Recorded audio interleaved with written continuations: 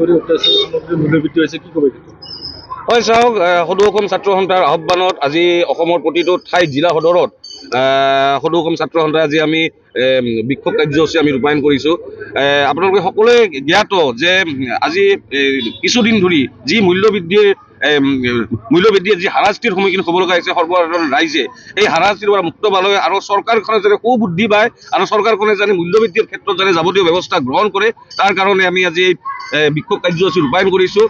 BJP চৰকাৰ গঠন হোৱা আজি কিছুদিন হ'ল, তেওঁলোকে পুনৰ চৰকাৰলৈ আহিছে, তেওঁলোকে মূল্যবৃদ্ধিৰ ক্ষেত্ৰত তেওঁলোকে কোনো ধৰণৰ কথা বতৰা নকয়। অসমৰ মুখ্যমন্ত্ৰীজনক আমি সদৌ চিৰাং জিলা ছাত্ৰ সন্থাৰ পৰা আমি সকীয়াই দিব বিচাৰিছোঁ, অনতি পলমে ইন্ধনজাতীয় সামগ্ৰীৰ পৰা, খাদ্যবস্তু সামগ্ৰীৰ পৰা, ঔষধজাতীয় সামগ্ৰীৰ পৰা তেওঁলোকে যাতে মূল্যবৃদ্ধি কমাব পাৰে, তাৰ কাৰণে আমি চৰকাৰৰ প্ৰতি আহ্বান জনাইছোঁ।